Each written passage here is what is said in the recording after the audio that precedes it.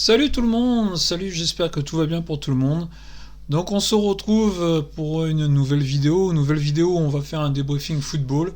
Donc ce débriefing football, on va parler de la Ligue 1 bien sûr, on va parler de la Ligue 2 et nous allons parler de nos représentants français en Coupe d'Europe qu'on a retrouvés cette année. On fait un 6 sur 6. Je trouve moi personnellement qu'on n'en parle pas assez du 6 sur 6 réalisé par les Français cette année en Coupe d'Europe, mais nous allons commencer tout de suite avec la Ligue 1. Mais avant toute chose, n'oubliez pas, abonnez-vous, c'est important, lâchez un pouce bleu, ça fait toujours plaisir, et mettez surtout en commentaire, vous, ce que vous pensez, si vous êtes d'accord avec ce que moi je dis ou pas. Allez-y, laissez vos commentaires, donnez vos avis, c'est important, il faut créer une communauté de plus en plus. Donc n'oubliez pas, 1, abonnez-vous, 2, mettez un pouce bleu pour faire plaisir pour le travail et de laisser les commentaires pour qu'on puisse commencer une discussion.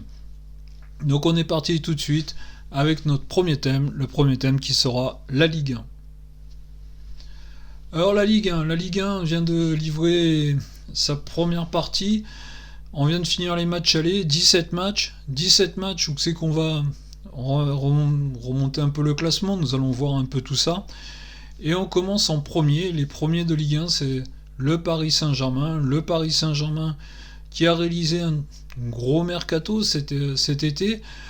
Alors un mercato qui a été un peu tronqué avec, on s'en souvient, l'histoire Kylian Mbappé. Kylian Mbappé va-t-il partir, veut pas prolonger, veut pas prolonger, quoi. Enfin bon, ça avait été quand même tout un micmac. Le PSG donc a beaucoup recruté, 12 nouveaux joueurs, un nouvel entraîneur, donc un nouveau staff. Le PSG qui a recruté des joueurs confirmés comme Ousmane Dembélé, qui est un joueur confirmé, comme Lucas Hernandez, qui est un joueur confirmé, comme Milan Skriniar, le défenseur slovène, qui était un joueur, quand il était à l'Inter de Milan, confirmé, capitaine de l'Inter quand même. Et après, quelques jeunes joueurs, comme bien souvent avec Luis Campos, qui va chercher des jeunes joueurs. Donc des jeunes joueurs, on a vu donc le Coréen Lee Kun-King, Manuel Ugarte, on a qui c'est qu'on a Randal Colomani, qu'on connaît un petit peu avec l'équipe de France, mais qui est arrivé aussi dans ce registre-là. Donc un jeune gardien aussi, Tenas, le jeune Cherandour, le jeune milieu de terrain italien. Donc on voit des jeunes joueurs et après des un peu plus confirmés comme Asensio, que j'avais oublié aussi au départ. Donc on a vraiment eu beaucoup de nouvelles arrivées, beaucoup de nouveaux joueurs. Le Paris Saint-Germain a eu du mal au démarrage. Et là, ils viennent d'enchaîner quand même sur les 8 derniers matchs de cette phase aller. 7 victoires, 1 nul. Le Paris Saint-Germain, donc, qui est leader actuellement de la Ligue 1, avec sur 17 matchs, 40 points pris. Donc déjà, ce qui est pas mal, ce qui fait déjà un bon truc. Et avec le meilleur buteur du club, avec le meilleur buteur de la Ligue 1, même pas que du club, Kylian Mbappé, qui en est à 18 buts à l'heure actuelle. Dans cette première phase des matchs allés, mais en Ligue 1, il y a un peu moins. Alors, le second c'est un peu la surprise. Alors, c'est la surprise oui et non, c'est l'OGC Nice. L'OGC Nice qui a été racheté par Ineos, on s'en souvient. L'OGC Nice qui en est à sa 3e saison sous Ineos, avec, on s'en souvient, Christophe Galtier au départ, et après l'an dernier, ils avaient pris Lucien Favre. Cette année, ils ont pris un entraîneur un peu moins connu, mais qui est arrivé en respectant la Ligue 1, ce qu'ont fait Lucien Favre et Christophe Galtier, mais il est arrivé lui en voyant un peu ce que c'est que la Ligue 1, en n'arrivant pas en terrain conquis comme certains entraîneurs étrangers qui arrivent en Ligue 1 et en se disant la Ligue 1 c'est un championnat faible. Non, il est venu, il a étudié la Ligue 1, il connaît la Ligue 1, et l'OGC Nice aujourd'hui qui a une défense de fer, c'est ce qu'il faut quand même retenir, l'OGC Nice c'est la défense de fer. Ils sont seconds à 5 points du Paris Saint-Germain à l'heure actuelle. Les troisièmes, c'est l'AS Monaco. L'AS Monaco était mouvementé comme souvent avec l'AS Monaco, nouvel entraîneur eux aussi. Donc on voit que les 3 premiers pour l'instant, c'est un nouvel entraîneur. Quelques changements. Monaco a bien démarré la Ligue 1, avait bien démarré, a eu un petit trou d'air là dernièrement, avec des défaites. On l'a vu à domicile contre Lyon par exemple, et ils ont perdu contre Nice aussi à domicile. Donc les Monégasques ont quelques trous d'air, mais pour l'instant 3ème avec 7 points de retard sur le Paris Saint-Germain. La grande surprise de cette première phase, le Stade Brestois, 4ème. Le Stade Brestois, entraîné par l'entraîneur Roy, très très bonne première partie de saison pour les Bretons. On espère que ça va continuer comme ça. On l'a vu sur les 2 derniers matchs, victoire contre Nantes et victoire contre Lorient. En plus, ils règnent un peu sur la Bretagne. Ils sont 4e avec 9 points de retard sur le PSG. Très très bonne première partie de saison quand même pour les Brestois. 5e, Lille. Lille qui a démarré très très difficilement et qui petit à petit a commencé à trouver son rythme de croisière. Même s'ils s'inclinent lors de cette dernière journée, même s'ils ont fait match nul contre le PSG dimanche dernier, les Lillois font une bonne saison pour l'instant, une bonne première partie de saison. On va voir dans la deuxième phase, mais les Lillois ont trouvé leur rythme de croisière. Les Lillois 5e avec 12 points de retard sur le Paris Saint-Germain. 6e, l'Olympique de Marseille. L'Olympique de Marseille a connu des hauts, a connu bas et a connu des hauts. Marcelino qui a vite quitté le club, Marcelino qui a été une erreur de casting dès le départ, beaucoup de changements. Alors, en tant que supporter parisien, je ne suis pas à dire ça, mais je trouve que Pablo Longoria est un très bon président. Et pour l'Olympique de Marseille, c'est un président qui a mis les choses en place à l'Olympique de Marseille. Après, c'est vrai qu'on va peut-être reprocher à Pablo Longoria, c'est de trop changer d'effectif, de trop changer l'entraîneur, d'être un peu trop... Alors je sais qu'à Marseille, il l'aime bien, et comme beaucoup de gens qui aiment le foot aiment bien Pablo Longoria, parce que ce qu'il a fait avec l'OM, c'est vraiment très très bien. Mais là, il y a eu trop de changements, trop de paris. Alors des fois, les paris sont gagnants, avec Alexis Sanchez, on s'en souvient l'an dernier. Cette année, Cambodia, c'est un pari qui n'est pas réussi pour l'instant. Alors Aubameyang, pour l'instant, il est bien. Espérons que ça va durer sur toute la saison pour Pierre-Emerick Aubameyang. Donc l'OM avec Gattuso est resté sur 4 victoires d'affilée en Ligue 1. Là, ils viennent de concéder un match nul à Montpellier. Donc les Marseillais sont 6e pour l'instant de Ligue 1 à 13 points du Paris Saint-Germain. 7e, on retrouve le Racing Club de Lens. Le Racing Club de Lens avait loupé aussi son début de saison, a fait un début de saison catastrophique. Et la Ligue des Champions leur a fait démarrer la saison. Ils ont démarré la saison en septembre, les Lensois, après un début vraiment pas beau du tout. Les Lensois ont trouvé un rythme de croisière, là ça va mieux, malgré la défaite contre Nice 2-0 sur cette 17e journée. Les Lensois, 7e, pour l'instant ils sont à leur place, c'est leur rythme, avec ce qu'ils ont perdu en début de saison. 7e, c'est très très bien, même s'ils auraient pu monter un peu plus haut. 8e, Reims n'est plus une surprise, depuis que Will Steele a pris l'équipe en main l'an dernier. Reims fait une très très bonne saison, et même une bonne deuxième partie de saison l'an dernier. Reims n'est plus une surprise, Will Steele ramène un bon style de jeu à Reims, ramène des bonnes choses, même si par son comportement il commence un peu à agacer actuellement. Mais Reims, ça joue au ballon, c'est bien, ça tourne bien. 8e, c'est leur place, c'est la place du club de Reims. Ils sont très très bien où ils sont. Maintenant, s'ils peuvent accrocher place pour les plus anciens, ça serait un vrai plaisir de retrouver Reims en Coupe d'Europe. 9e, l'équipe sur courant alternatif, c'est le Racing Club de Strasbourg. Le Racing Club de Strasbourg qui fait partie maintenant de la galaxie Chelsea. Le Racing Club de Strasbourg qui a nommé Patrick Vieira comme entraîneur en début de saison. Le Racing Club de Strasbourg est 9e là, grâce à ses 3 victoires d'affilée. Comme Nantes l'a fait, actuellement c'est Strasbourg. Voilà, 3 victoires, on remonte au tableau. Ils sont au milieu de tableau, 9e, ils sont bien où ils sont les Strasbourgeois. Ils sont peut-être vraiment à leur place. Maintenant on va voir sur la deuxième phase ce que ça va donner vraiment pour Strasbourg. 10e, Rennes, grâce à sa victoire de cette semaine contre Clermont, là, lors de cette 17e journée, sa victoire 3-1 contre Clermont. Les Rennais font une saison pas belle. Ils ont un effectif pour être dans les 3 premiers. Il faut être honnête. Bruno Genesio, qui est ce que moi je considère comme l'un des meilleurs entraîneurs français à l'heure actuelle, c'est un peu loupé en début de saison. Pas de chance pour Bruno Genesio. Rennes, finit cette première phase à la 10e place. Maintenant, on va voir ce que ça va donner. Le retour de Julien Stéphan, pour l'instant, est mitigé. C'est du bien et du moins bien. Mais ils sont 10e, donc ils sont toujours là. 10e avec quand même maintenant 21 points de retard sur le Paris Saint-Germain. 11e, un promu, Le Havre, qui avait fait une belle saison en Ligue 2 l'an dernier. Le Havre, dans sa nouvelle configuration avec Mathieu Bodner comme directeur sportif qui apporte quand même certaines bases. Ils sont 11e, ils sont bien où ils sont, Le Havre. Le Havre, pareil, fait des bons matchs et des moins bons matchs, des victoires importantes, des défaites qu'on se demande d'où elles sortent.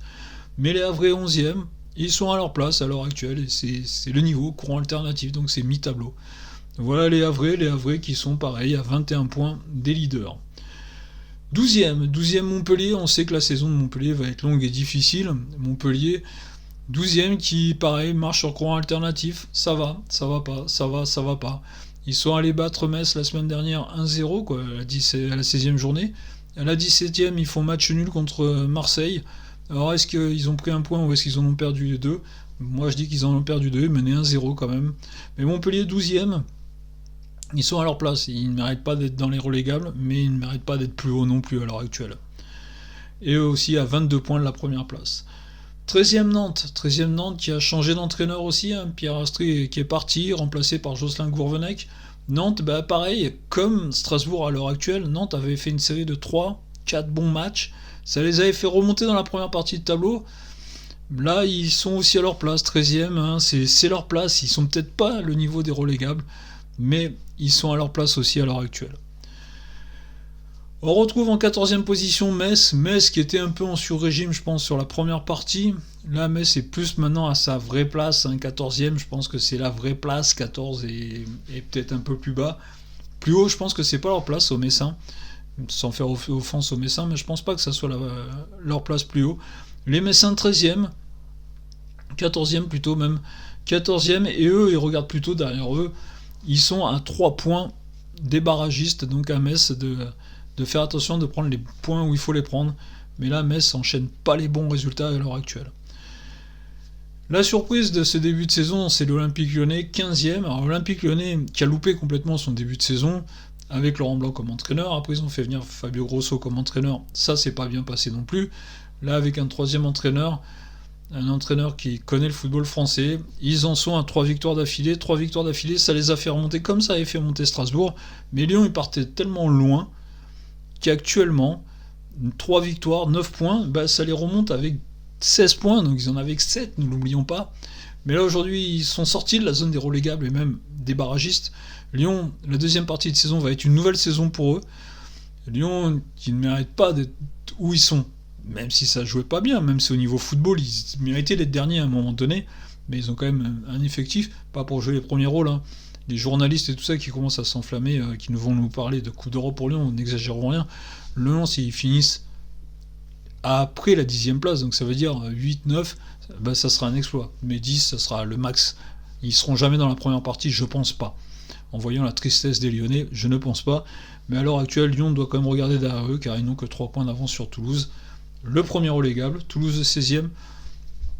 Toulouse, voilà, la grande surprise en Coupe d'Europe. Toulouse, la grande surprise, comme j'en discutais avec une personne cette semaine, Toulouse, ça a été, quand ils ont joué Liverpool, ils sont venus un peu en les prenant, voilà, et ils ont gagné. Mais Toulouse en championnat, c'est d'une tristesse affligeante. J'arrive pas à comprendre d'ailleurs, moi, qu'en Coupe d'Europe, ils soient aussi forts, et qu'en Ligue 1, ils soient aussi affligeants. Les Toulousains, franchement, ils n'ont pas compris. C'est en Ligue 1. C'est la Ligue 1 qui les fait vivre. C'est la Ligue 1 qui les maintiendra en Ligue 1. S'ils descendent en Ligue 2, ça sera fini tout ça. Donc c'est en Ligue 1 qu'il faut jouer, pas en Europe. L'Europe, c'est bien, c'est que du bonus. Mais là où il faut être très très fort, c'est en Ligue 1. Et là, c'est pas le cas, c'est pas ce qu'ils font. Donc Toulouse, à leur place de barragiste, quand on va s'incliner comme ils sont inclinés de façon au Groupama Stadium, donc à Lyon, 3-0, on ne mérite pas d'être devant Lyon. Donc aujourd'hui, où sont les Toulousains ? C'est leur place, c'est barragiste, ils ne méritent pas mieux. Après, avec 12 points, donc 1 point de retard sur Toulouse, donc sur le relégable, c'est Lorient. Lorient, c'est une tristesse affligeante. Autant l'an dernier, c'était la surprise. Cette année, c'est une tristesse affligeante, Lorient. Lorient, ils sont à leur place actuellement, ils sont relégables, mais ils sont à leur place. On va être honnête, ce n'est pas beau, ça ne joue pas. Quand on dit que Lorient c'était toujours là, cette année ça ne joue pas, ça ne mérite pas d'autre chose que d'être premier relégable. Aujourd'hui Lorient, ils sont 17e avec 12 points, 12 points, oui. Voilà, ils sont à leur place. Tout comme Clermont 18e et dernier, donc lanterne rouge de cette Ligue 1. Clermont, on dit que ça joue bien en ballon, mais ça ne gagne pas. Et jouer bien en ballon, c'est bien, mais à ce niveau-là, il faut que ça gagne aussi. Donc Clermont comme Lorient, ils sont à leur place. Clermont, ils ont toujours été dans les 2 derniers, de toute façon ils ont toujours été dans les relégables. Donc il n'y a pas de raison que ça change pour Clermont. Même si j'aime bien Lorient, même si j'aime bien Clermont, même si j'aime bien le TFC, comme j'aime bien tous les clubs de toute façon, mais à un moment donné, il y a des réalités qui sont là, il y a des réalités qui doivent être là. Et aujourd'hui, Clermont, Lorient, tout comme Toulouse, ils n'ont pas le niveau de Ligue 1. Il faut être clair et net et précis. Même si Lyon s'en est sorti, et c'est la première journée, donc il a fallu arriver à la 17e journée pour qu'ils sortent des 3 dernières places, mais Lyon a un effectif, a des joueurs de qualité quand même supérieure pour pouvoir s'en sortir. Donc voilà, on vient de faire le point sur la Ligue 1. Donc la Ligue 1 dominée dans cette première phase, donc on l'a vu encore par le PSG qui est leader, et largement leader. Les Niçois, la surprise. Monaco qui n'a pas la Coupe d'Europe, donc Monaco est quand même libéré de cette Coupe d'Europe. Et après on voit derrière Brest, Lille, Marseille, Lens. Ça se jouera, la Coupe d'Europe, ça se jouera jusqu'à Lens.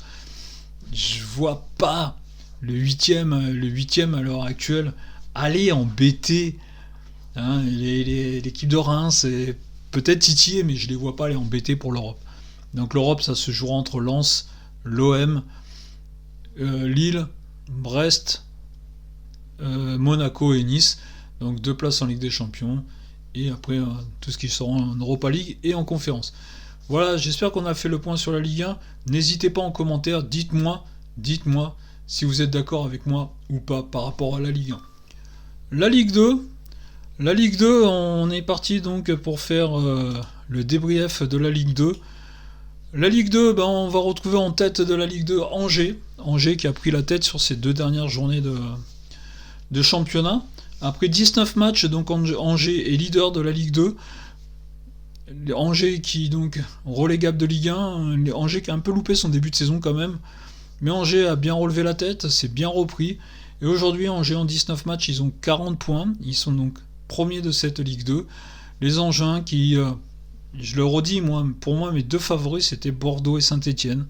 Mais les Angevins, relégués de Ligue 1, font honneur actuellement à ce niveau-là. Et ils sont actuellement premiers. Second, Auxerre, les Auxerrois. Les Auxerrois, second de Ligue 2 aussi. Relégués de Ligue 1, exactement pareil. Donc Auxerre, c'est pareil, viennent juste d'intégrer les 2 premiers. Auxerre avec 2 points de retard sur Angers, donc 38 points.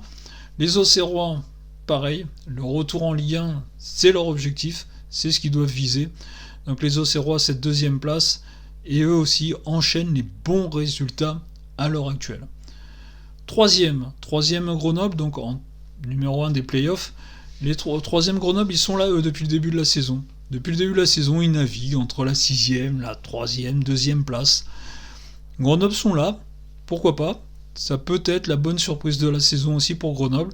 Grenoble qui fait une bonne saison, qui tourne bien. Et Grenoble qui sont à l'heure actuelle à 6 points des leaders, mais surtout à 4 points de la 2e place. Car il ne faut pas oublier que le premier et le second montent directement en L1. Et de la 3e à la 5e place, on fait les playoffs. On sait que c'est le 4e et le 5e qui se rencontrent. Et après, c'est le vainqueur du 4e et 5e qui rencontre le 3e. Donc la 3e place est importante tout aussi. 4e, Laval. Laval qui a été la bonne surprise pendant un moment. Laval qui a enchaîné les bons matchs. Mais là, Laval, le sur-régime, c'est fini. Laval redescend à la 4e place. Laval, c'est pareil, ça fait 2 matchs, je crois. 3 matchs même qu'ils ont quitté leur première place. Et là, ils sont un petit peu en train de redescendre, Laval. La surprise est finie, je pense, vis-à-vis de Laval. Laval, donc, retrouve une 4e place, mais ils sont toujours parmi les équipes qui méritent. Ils méritent d'être là, ils ont quand même enchaîné des très très bons résultats, les Lavallois. 5e, Pau. Pau, la surprise pour l'instant. Pau, c'est la surprise. Autant Angers, Auxerre, Grenoble, même Laval, c'est des équipes qui ont connu la Ligue 1, même si Laval il y a très longtemps. Mais Pau, c'est la grande surprise, on ne s'attendait pas à les voir à ce niveau-là. Actuellement, ils sont 5e, ils avaient bien démarré la saison en battant Bordeaux. Je m'étais dit, bon, allez, c'est un coup d'éclat de Pau. Mais non, on les retrouve là 5e à la fin des matchs allés. C'est très très bien. Maintenant, il va falloir tenir, il va falloir rester dans cette dynamique-là. Mais Pau, ils sont là et ils s'accrochent à cette 5e place. Pau qui sont actuellement avec 31 points, donc 7 points de retard quand même sur le second. Après, on sort donc des équipes pour les playoffs. On arrive à la 6e place, Ajaccio. Ajaccio, pareil, qui navigue entre la 5e et la 8e, 9e place. Ils sont toujours là, les Ajacciens, qui, eux aussi sont relégués de Ligue 1, ne l'oublions pas, hein, l'équipe d'Ajaccio. Donc Ajaccio, 6ème, avec 8 points de retard sur la seconde place. 7ème, Saint-Etienne. Saint-Etienne, c'est l'équipe sur le courant alternatif à l'heure actuelle, même s'ils viennent de changer d'entraîneur, même si Laurent Battles a été remplacé par Olivier Daliglio. Saint-Etienne a mal débuté la saison. Saint-Etienne a eu un gros passage très très fort où ils sont remontés jusqu'à la 4ème place. Et après, ils se sont à nouveau écroulés. Ils ont enchaîné 4 défaites d'affilée, je crois. Et là, ils viennent de s'imposer justement avant la trêve, ce qui les a fait un peu remonter à la 7ème place. Pareil, Saint-Etienne avec 28 points. Ils sont à 10 points de la seconde place. Moi, je le dis, je reste dessus. Pour moi, Saint-Etienne et Bordeaux étaient mes favoris. Et Saint-Etienne reste toujours dans les favoris où ils peuvent accéder à la Ligue 1. Ça reste toujours mes favoris pour moi. Guingamp 8ème, pareil, équipe sur courant alternatif. Ça peut être bien, ça peut être moins bien. Ça peut être bien, ça peut être moins bien. 8ème, là, ils sont à leur place aussi, Guingamp. Guingamp, je les vois pas aller chercher les places des playoffs, même s'ils peuvent, hein, même s'ils sont montés jusqu'à la 4ème, 5ème place cette année. Mais Guingamp, c'est pas assez régulier. Marek, ça reste une très très bonne équipe de Ligue 2. 9ème, Rodez. Rodez, pareil. Rodez a fait un bon début de saison où ils étaient en haut. Ils ont eu pas mal de loupés. Et là, ils ont eu un bon passage. Donc, ils reviennent à la 9ème place, les Ruténois. Les Ruténois, pareil, c'est une bonne équipe de Ligue 2. Je les vois pas monter en Ligue 1, les Ruténois. Donc là, à la place où ils sont, c'est leur place. 9ème de la Ligue 2. C'est des clubs de Ligue 2, ça. Et ils sont très bien où ils sont. 10ème, pour ceux qui suivent mes vidéos le savent, Paris FC, c'est mon club. Le Paris FC, ça fait pareil, 4-5 matchs qu'ils sont plus dans le fond du tableau. Ils ont gagné 3 matchs d'affilée. Là, je trouve que le dernier match, ils ont fait une contre-performance contre Queville, car à Charletti, ils auraient dû gagner. S'ils avaient gagné, ils auraient pu même être encore un peu plus haut. Mais voilà, on ne peut pas avoir loupé un début de saison comme ils l'ont loupé et espérer autre chose qu'une 10ème place. 10ème place, ils sont à leur place, hein, quand on voit le niveau de l'effectif, quand on voit le budget et tout. Le budget devrait même être encore plus haut, mais le niveau de l'effectif, 10ème place, c'est leur place, ils ne peuvent pas mériter mieux. Ça reste, pour cette année, un bon groupe de Ligue 2, même si la deuxième partie va être compliquée encore. Mais le PFC 10ème, c'est inespéré quand on voit le début de saison, quand on voit où ils étaient il y a 4 matchs. Donc le PFC 10ème, c'est très très bien. Quand 11ème, quand avait démarré la saison avec Jean-Marc Furlan très très fort, 3 matchs, 3 victoires, ils étaient premiers. Je me disais, Jean-Marc Furlan en plus, un entraîneur qui connaît bien la Ligue 2, qui est un vrai entraîneur de Ligue 2. Je me disais, quand ils vont sans doute jouer la montée, mais il y a eu un gros passage à vide, et depuis c'est du courant alternatif, ça gagne, ça perd, ça gagne, ça perd. Quand, milieu du tableau, on va dire que c'est leur position, même si l'an dernier on s'en souvient, ils sont battus pour pas descendre quand même. 12ème Amiens, Amiens comme Caen, ils avaient commencé la saison fort, et puis il y a eu un trou, et de ce trou, on se retrouve avec une équipe d'Amiens, qui est actuellement 12ème de Ligue 1, l'équipe d'Amiens. Et là, excusez-moi, l'équipe d'Amiens donc 12ème, bon, c'est un bon club de Ligue 2 aussi, Amiens, hein, faut pas non plus espérer les voir en Ligue 1, ou des choses comme ça. 13ème Bordeaux. Bordeaux, la déception de cette saison. Bordeaux qui a changé aussi d'entraîneur. Bordeaux, on va dire, hein, ils ont un dirigeant, un président qui fait tout à l'envers. Donc là, on est encore dans le à l'envers. Bordeaux, 13ème. S'ils pouvaient finir la saison dans cette position, ça serait très bien, même si on sait qu'ils vont se battre pour pas être relégués, pour le maintien plutôt. Bordeaux, ce n'est pas normal qu'ils soient à ce niveau-là, mais bon. Voilà, qu'est-ce qu'on peut dire de plus sur Bordeaux ? Bordeaux, je crois que tout est dit à chaque fois. C'est une catastrophe, Bordeaux. Bordeaux, là, voilà, 13ème. C'est pas cette année encore que ça jouera la montée. L'an dernier, ils l'ont loupé de très peu, mais là, cette année, ils la louperont pas de peu, puisqu'ils vont plus jouer le maintien, je pense, que la montée. 14ème Concarneau, la bonne surprise. Promu du national, Concarneau. La bonne surprise, ils sont 14ème. Bon, ils tournent entre la 11ème, la 14ème, voire la 15ème, mais ils sont jamais dans les relégables. Car vraiment derrière, il y a des équipes très très faibles. Mais là, Concarneau, s'ils pouvaient se maintenir en Ligue 2 en restant dans ces positions-là, parce qu'ils n'iront pas plus haut, faut pas exagérer, mais c'est la bonne surprise de cette première partie de saison en Ligue 2. 15ème Bastia. Bastia avait bien commencé aussi, je me souviens, Bastia dans les 5-6 premières places. Et ils ont eu aussi un très très gros trou d'air. Et on les retrouve là actuellement 15e. Donc les relégables sont juste derrière. N'oublions pas que Bastia, ils ont 21 points et que Annecy en a 19. Donc ça va être encore des bagarres pour la relégation. 16e, 3 une déception. On ne sait même plus où les placer. 3 d'ailleurs, qui font partie du City Group. 3, donc 16e, ils ont été souvent dans les relégables. Grâce à une victoire, ils sont sortis des relégables. Ils sont actuellement 16e. Ils ont 20 points, donc ils sont qu'à 1 point devant Annecy. 3, on espère qu'ils vont se maintenir quand même. 3 ne méritent pas d'être en national, au minimum une équipe de Ligue 2. Et après on arrive dans les relégables, Annecy qui s'est sauvé, qui aurait dû être en national cette année, qui a été maintenu grâce à la relégation de Sochaux. Annecy, pour moi, c'est pas le niveau Ligue 2. Quand ils sont dans les 10, ils sont sur régime Annecy. Annecy, je les vois plus vraiment à leur place. Tout comme Queville-Rouen, ils prennent un point, je vous l'ai dit, contre le Paris FC, qui est une équipe faible quand même, mais Queville-Rouen, voilà, c'est faible pour la Ligue 2, honnêtement c'est faible. Dunkerque, pareil, c'est très très faible pour la Ligue 2, Dunkerque, faut pas exagérer. 13 points, c'est très très loin. La déception pour moi c'est Valenciennes, 20e et dernier de ce Ligue 2, avec 11 points. Je pense que là, on a nos relégués en Ligue 2. Nos relégués en Ligue 2, Queville, Dunkerque et Valenciennes, je les vois pas se maintenir. Je les vois descendre en national parce qu'aujourd'hui c'est vraiment triste. Je dis, la dernière place va se jouer entre Bastia, 3, Annecy, peut-être Concarneau, je leur souhaite pas. Mais voilà. La Ligue 2, les derniers, je les vois pas vraiment au-dessus. Voilà, on vient de faire le débriefing de la Ligue 2, de cette première partie sur ces 19 premiers matchs. Donc la montée, on voit qu'Angers et Auxerre sont quand même en très très bonne position. Honnêtement, je vois pas Grenoble, je vois pas Pau, je vois pas Laval venir leur contester. Ajaccio, j'aimerais bien Saint-Etienne honnêtement, mais je vois pas non plus Saint-Etienne. Il y a trop d'irrégularités. La Ligue 2, c'est un championnat où on a trop d'irrégularités. On le voit, il y a des équipes qui marchent fort mais qui ont des gros trous d'air. On le voit avec Laval, comme on l'a vu avec Bastia, comme on l'a vu avec Saint-Etienne, comme on le voit avec trop de clubs. Pour l'instant, les plus réguliers, ça reste Angers et Auxerre, qui ont démarré difficilement, mais qui ont trouvé un vrai rythme de croisière. La Ligue 2, c'est un championnat très très très difficile. La Ligue 2, c'est pas un championnat qu'on pense que c'est de la rigolade. Non, la Ligue 2, c'est très très difficile, c'est très très physique. Et je pense qu'il y a des clubs qui sont des vrais clubs de Ligue 2, ceux qu'on retrouve vraiment dans le ventre mou, comme je vous ai dit tout à l'heure, les Guingamp, les Rodez, tout ça c'est des clubs de Ligue 2. Caen, maintenant c'est un club de Ligue 2.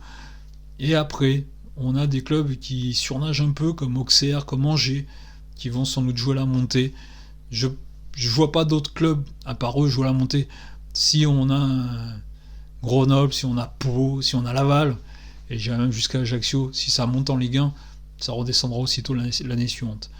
Donc voilà le débrief de la Ligue 2. N'hésitez pas tous à donner votre avis. Si vous êtes d'accord avec moi, je peux vous dire que j'ai suivi tous les matchs de Ligue 2 depuis la première journée. Je connais bien quand même cette compétition. Voilà ce qu'on pouvait dire sur la Ligue 2. L'Europe a vu la France faire un bon parcours. 6 clubs engagés au départ, 6 clubs qualifiés. On va retirer l'élimination bien sûr de l'Olympique de Marseille dans les préliminaires. L'OM n'était pas prêt à ce moment-là.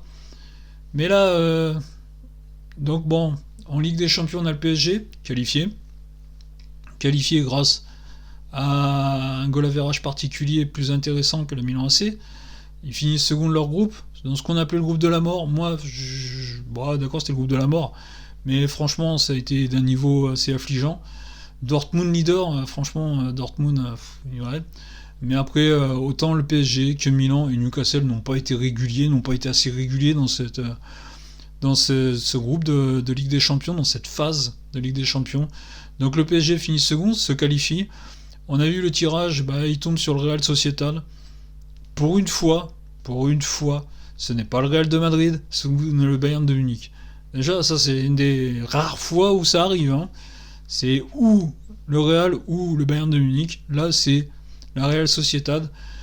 Bon, c'est un match qui va être au niveau du PSG. Là, le PSG, s'ils disent non, on y va confiant, on sait que le PSG est favori, il faut prendre cette place. C'est vraiment cette place.